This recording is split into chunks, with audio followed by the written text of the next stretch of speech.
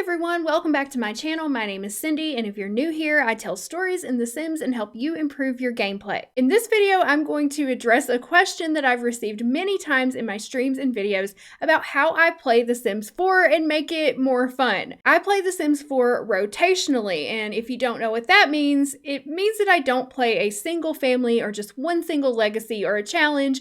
I play multiple families in a world, usually all the families in a world, one by one in rotation, and play out the whole neighborhood story instead of just a single family story. It sounds simple enough, but I have a very methodical way that I do it, so I'm going to share that with you today, and hopefully it will inspire you for your own game. First thing I do when I get ready to play a new rotational game is to set up my spreadsheet. This helps me keep track of all the Sims in my worlds, what they're up to, where they live, who their partners are, what their traits are, their likes and dislikes, anything that I might want to know at a glance. I keep it here in my spreadsheet. So this is how I set it up. I have one column here for rotations, and this is so I know which family I'm currently playing. When I first begin the game, all families are on rotation 0. As I go through and play each family, I will change this to 1, and then I'll know next time I go into play, I'll be ready to move on and play the next family. So that's how I keep up with the rotations. Rotation length can be anything you want. I usually play my Sims for 1 week, so Sunday to Sunday. If you have a lot of families, that can seem like a lot, so you may just want to play them for 3 days at a time. You can keep up with that any way you want, but I like to keep up with it on a spreadsheet. Next column I have is my household name. So this is just the name of the household that you see like in the world selection screen. Then of course the names of all of our Sims, their role in the household. Oops, I need to change this one. Travis is the founder. So I choose one Sim to be a founder. Basically, I consider them the owner of the home and the patriarch or matriarch of the family, if that is applicable. They are the first one in the line, and then I put everyone else's relationship to them. In this case, Liberty and Summer are roommates to Travis. Bob is the founder of the Pancakes family, and his wife is Eliza, etc. Then I put their age. So in The Sims 2, I keep up with my Sims ages by the actual year. Like Don is 24 years old. The next day he turns 25. In The Sims 4, I don't do that. I just keep up with if they're young adult, child, teen, elder, whatever, just their life stage. Then I put their aspiration, their traits, their likes and dislikes. So the way I play with likes and dislikes is I let my Sims develop those likes and dislikes within the game. The only one I will set for them is their favorite color, but when I'm just starting out, they will have no likes and dislikes. Then I put their career, their level in their career, and their actual job title. And then I have a column where I keep up with their partner or whoever they're dating or romantically interested in.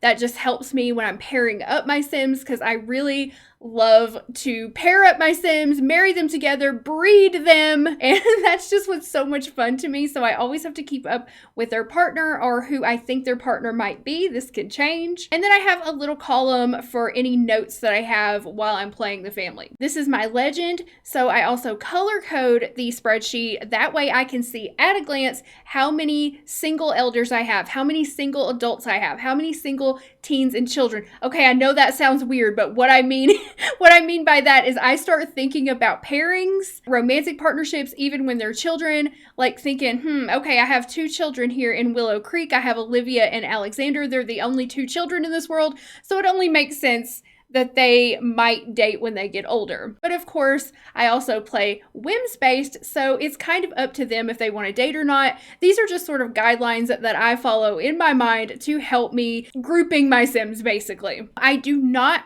color code if a Sim already is married. They are out of the color coding system because I only use it basically for relationship pairing. You can see I have 3 single adults. I have 1 single teen. I have 2 children. I'm not going to say single children. That just sounds too weird. 2 children. And then I have 2 single elders. And this is Willow Creek, obviously. When I play the base game families, I play Willow Creek and Oasis Springs because neither of those has enough families in it to just be played alone. So I play both of them together, which gives me 8 starting families, and it ends up being the perfect number of Sims so that everyone can pair up together. So in Willow Creek, we have 3 adults. In Oasis Springs, we have 1, 2, 3, 4, 5, 6, 7, 8, 9 adults for a total of 12 single adults that can pair up with each other. I have 1 teen in Oasis Springs, 1 teen in Willow Creek, which means I guess they're stuck with each other because I really don't play with those randomly generated townies. I hate them, but we'll get to that in a moment. And I have 2 elders and 2 children, so it works out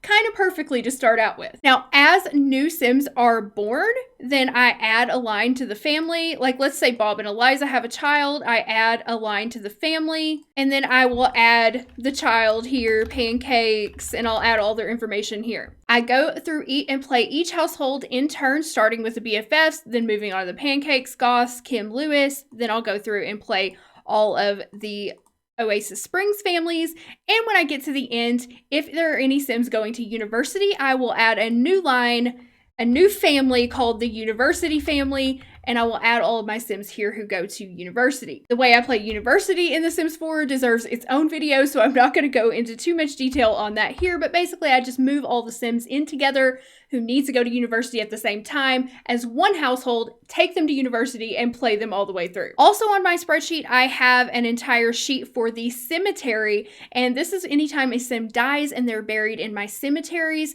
I will move them here so that I can always look back at my Sims who have passed away and I have a record of them. So I keep them in a separate tab and I move them off of our active family tabs. And finally, I have a tab called names. And this is how I keep up with how I name my Sims in my worlds. I name them alphabetically, starting with the names that have the least amount of Sims named with that letter. So right here, I have put all the letters that I use. I use hurricane naming rules, so I do not use like X, Q, Z, and Y names. I just use A, B, C, D, E, F, G, H, I, J, K, L, M, N, O, P, R, S, T, V, W. What I do is I write down how many Sims are currently alive in my worlds with a name beginning with that letter. We have 2 Sims with names that begin with the letter A, 2 Sims with names that begin with the letter B, and so on. So now I know that the first Sim born in my world is going to have a name that starts with F because we have no Sims currently named with the letter F. And this helps me to name my Sims and sort of narrow down the prospective names for my babies. After the first Sim is born with the letter F, then I'll move on to H because it has no Sims with that letter name. Then I'll move on to I, and then I'll move on all the way through all the zeros. Once I've made it through those, I come back to the top and start over with names that only have one name. And I go through and name all the letters that only have one name. And then I go back to 2, and I just keep going until everything evens out, and then I start at the top again. I hope that makes sense. I know it sounds a little weird, but it's really easy to get used to, and that's just the way I've always named my Sims all the way back to The Sims 2 and on. So that is the spreadsheet that I use. If you like this spreadsheet and would like to use it or adapt it for your own gameplay, I'll put a link to it so you can download it down in the description box below. I have both a blank version and a base game version like this that you can use. I realize that keeping these meticulous records while you play the game is not everyone's cup of tea. Not everybody likes to play as detailed as this, but this video is for those of you who do. And even if you don't, you can still play rotationally. You do not have to go all out like this. You could just keep a piece of paper with the household names and put a little check next to it each time you play one and go through the list. Like, you can make it much more simple than this. It's just personally, I love spreadsheets. I love data. I love keeping track of my Sims like this, so it's super fun to me. But if you're the kind of person like this does not look fun to you, don't let that put you off rotational gameplay. You can still do it your own way. Today, we're going to start a brand new game so I can show you exactly how I would start a brand new rotational save file. So I don't like to play with my own Sims. If you do like to play with your own Sims, that's cool. You can make them here when you start your new game. I like to play with the pre-made Sims. The way that I get around being forced to create a Sim like this is, first of all, I will open up the gallery, go into my library, scroll all the way down to the bottom, and these Sims that are Max's Sims, June K, Steve Fogel, Babs Lamore, the Purdue family, these Sims, I use them as Townies because to me, these are the Maxis Townies. They are the pre-made Sims created by Maxis, not those randomly generated pieces of crap that I do not use. So I will just go ahead and select June here, and click replace. Then I will select play. So what I'll do is just move her into an empty household like this. An empty lot, I should say. Then I will click on her household again, and down at the bottom, I will choose evict household. That kicks her out and makes her a townie. Now I'll do the same thing for the other Sims from the library. So I'll just go down here to create a new household. Now this is only if I'm playing the base game that I do this, but this is also how you can make your own townies no matter what game you're playing. If you just want to make your own custom townies or you want to use other Max's Sims, this is how you can do it. Sometimes I will actually place them in households and play them kind of like I would a sim bin sim from The Sims 2. But in this case, I'm just going to make them townies.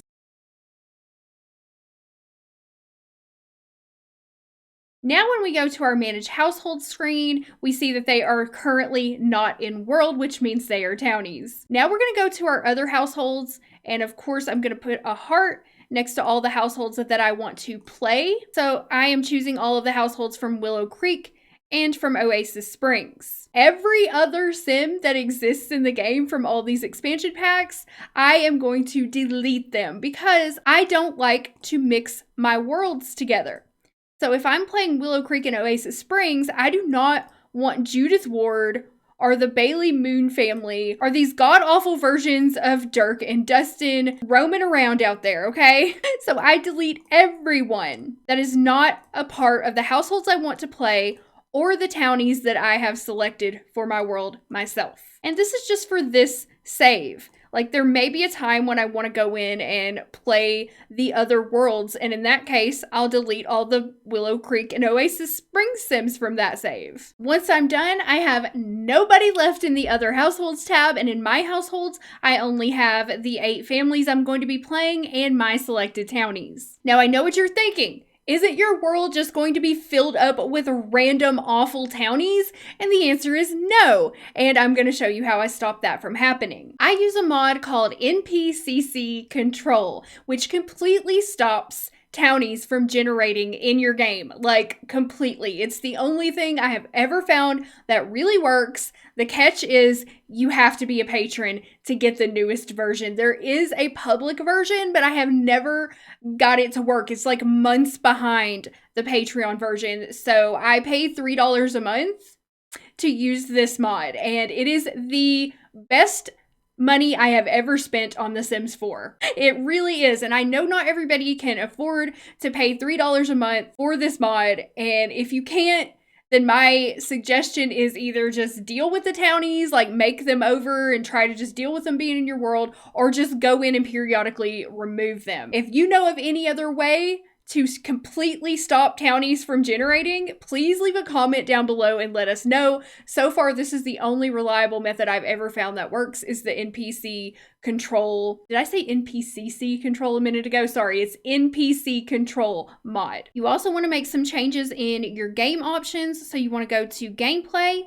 and you want to choose auto age played Sims only active household, because if you're playing rotationally, you don't want your other households aging when you're not there to play them. The whole point of playing rotationally is so you can be there for every aspect of your Sims' lives. So make sure you choose only active household, and I turn off auto age unplayed Sims. You can leave it on if you want. This is basically just going to be aging for townies. Do you want it on or off? If you leave it on, your townies are going to age about 8 times faster than the rest of your families, because they will be aging each time you play a household.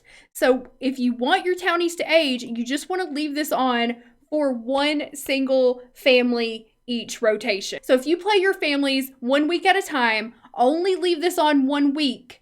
Your townies will age 1 week in conjunction with the rest of your other families, but you have to remember to go in and turn it off. Personally, I usually just leave it off altogether and just don't let my townies age, or I'll age them up manually. Another thing you want to turn off is fill empty homes. I don't want my townies moving into my homes in my worlds without my permission, so I turn off fill empty homes. I make sure show whims is enabled because I play whims based, but I think I'm going to do another video about whims based because I feel like this one's going to get too long and I don't want to cram both of the two things together, because you can play rotationally without playing whims based, and you can play whims based without without playing rotationally. They're like two different things. The most important things here are only active household aging and decide how you want to handle your townie aging. Now that I have that all settled, the next thing I do is go around to each played household and set them up and get them ready to play. I go through several steps to do this. First of all, I set up their bills and direct deposit. I use a mod called SNB Bills, which I will link to all of this down in the description box below, and you can also visit my website at PleasantSims.com for my full Sims 4 mods list. So when you move into a new house and you're using the SNB Bills app, you get a little pop-up telling you that your Sims don't have any services turned on, and you click the open button. Then we can go to home services and we can set up their utilities. So with this mod, you have to get your utilities turned on individually. And if you don't, like our Sims right now, they have no power, no water, no phone, no internet. We have to turn that all on for them, and they have to pay for that privilege. Because this family has a lot of money, I'm going to give them the premium welcome home package, which costs 890 simoleons to set up. This gives them premium cable, premium internet, electricity, water, trash, all that. Premium cable and premium internet means they get all of the cable channels and they get fast internet. If you only gave them the basic cable and basic internet, then they wouldn't get all of the channels on TV and they would not have fast internet. So I choose, depending on how wealthy the family is, which one of these packages I'm going to give them. After we have their services turned on, then I make sure to pause the game and I go to each Sim individually, pull up their cell phone, go to the household menu, and choose Sim National Bank. Then we're gonna open up an account for each of our Sims, especially in a household where it's just roommates. I want, whenever they get paid, I want them all to have their own bank account where their money that they earn goes directly into their bank account, not into like a household fund. So they're gonna have their own bank accounts. It costs 20 simoleons to open one up. And then we can choose career direct deposit. And we are going to put 100% of Liberty's pay direct deposited into her bank account. This is completely automatic and I absolutely love it. This is something I wanted so badly in The Sims 2, and this is why this is one of my favorite mods for The Sims 4. So you can also choose if you only want like half of her money to go in here. If they didn't have so much money in the household funds right now, I may choose 50% to go in household funds, 50% to go into their own personal bank accounts. This way, when they move out, let's say Liberty decides she wants to move out on her own and leave her roommates, she can take all of her money that she has earned through her job with her. And I don't have to sit here and keep up with it like I do in The Sims 2, like keep up with it manually. No, it's just all automatic for you. And then I'm going to do the same thing for all of these Sims in this household.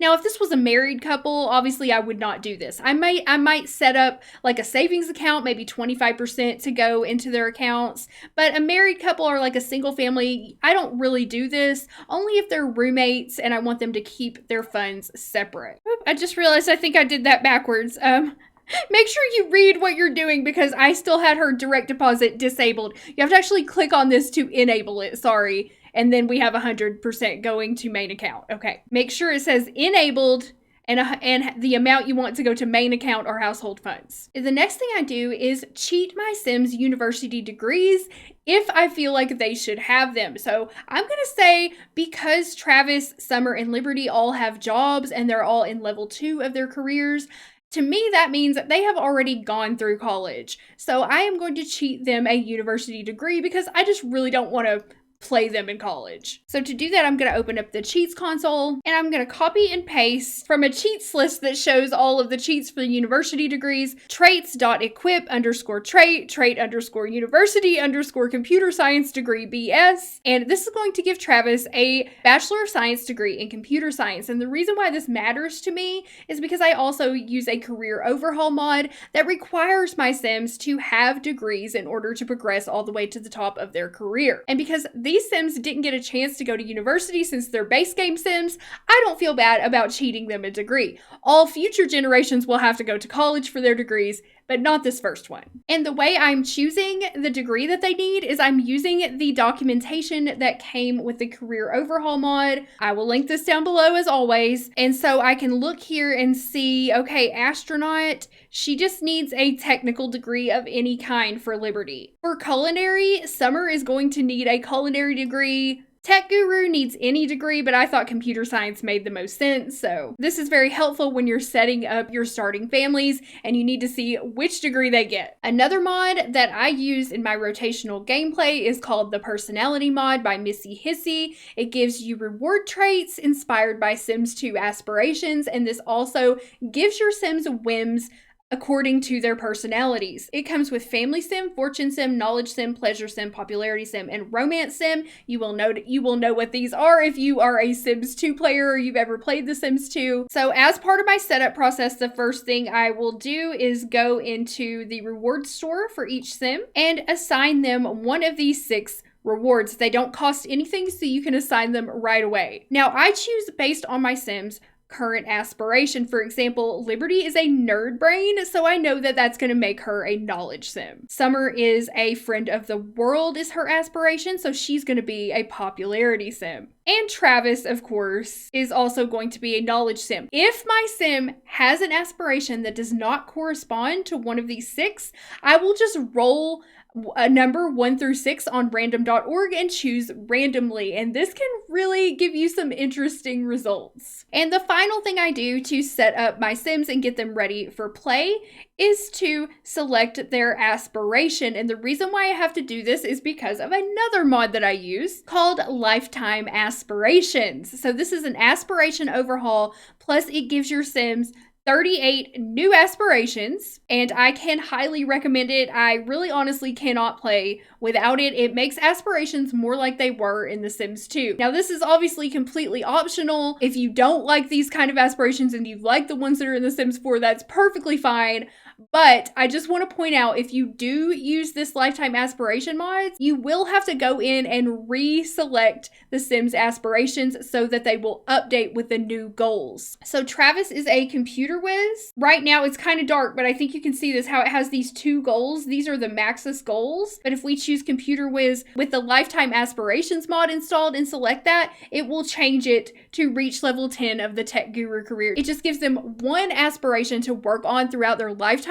And that's just how I prefer to play. So of course this is completely optional. If you don't like this, you don't have to do this. Just if you do it, make sure you go in and reselect everyone's aspiration while you're in here setting them up. So now that the BFF household is all ready to play, I will go through and perform these steps for all of the 8 starting households. Just to recap, these steps that I go through are: number 1, turn on utilities; number 2, set up bank accounts if needed; number 3, give university degrees if needed; and number 4, choose their personality reward; and number 5, reselect lifetime aspiration. I've also set up my gameplay settings, made sure that my NPC control mod was set up, and the final step is to make sure MC Command Center is set up correctly. In my opinion, MC Command Center is necessary to playing rotationally. I guess you don't have to use it, but if you don't, it's going to make your life a lot harder. It's a very easy mod to install. If you don't use any other mods, use this one, okay? You need it if you really want rotational gameplay to be like it was in The Sims 2 and to really have control over all of your families. So I'm going to show you the settings that I use. I have an entire blog post on my website at PleasantSims.com called My Sims 4 Command Center Settings for Rotational Gameplay. And you can download my settings directly for your game and just put them right in, so you don't even have to go in and change anything. If you just want to play the way I play, you can come here and download them. Or you can come here and I have written down everything that I changed or that I do. So you can just go through and choose the ones that you want to emulate, you know, change it however you want it. It's very, very customizable. But if you just don't even want to deal with this, you just want to play like it's The Sims 2, you can just download mine and here's the instructions for installing it. Otherwise, you can go through and select all these yourself. Basically, the settings that I use are to prevent all of the story progression features from MC Command Center. There is no story progression in my game. Nobody can get pregnant. Nobody can get married. Nobody can progress. Pregnancies don't progress when I'm not there. It's basically just like Sims 2 rotational gameplay. You play a family, and when you leave them, they stay exactly the same until you get back to them. So you get to be there for every single milestone in their life, every single age up, every single birth, every single marriage and engagement. You get to be there for all of that. So that is what my settings reflect. And obviously, I'm not going to go over every single one of these here. You can go to my website and look at them or download them yourself. I do allow autonomous proposals, autonomous woohoo, and autonomous try for baby, but only while I'm playing the family. So it kind of adds some of those ACR elements, those autonomous casual romance elements into your game as well. Highly recommend using MC Command Center to have the best experience playing rotationally. So another thing that I do to get my families ready for rotational gameplay is to set up seasons and holidays. I delete the holidays, the Max's holidays that I don't want to use, which is all of them. And I will set up all my holidays now, and also in my game options, I choose seasons to be 28 days. That way my Sims can experience as much of the season as possible since I play them 7 days at a time. And then here are the seasons that I create: spring equinox, summer solstice, autumn equinox, and winter solstice. My Sims celebrate 4 different holidays. I will create all of these, and then season length set to 28 days. Eventually every family should experience each season while I'm playing them. Every family will not experience every holiday every season, and I'm okay with that, because I find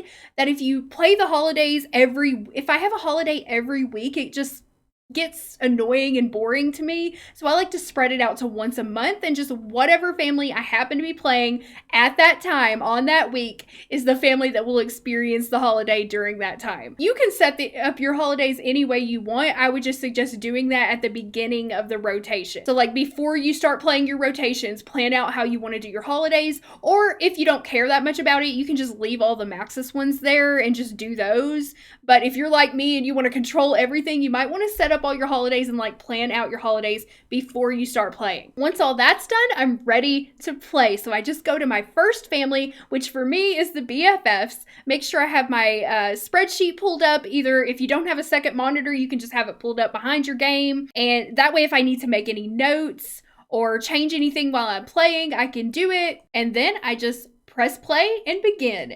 And I just start by fulfilling my Sims' whims and seeing what happens with them throughout their week. So I will play Sunday through the next Sunday at 8 a.m. and then I will switch to the next household. If you want to know everything about the way I play, you can go to my website and go to The Sims 4 and choose Gameplay Rules under the Sims 4 menu.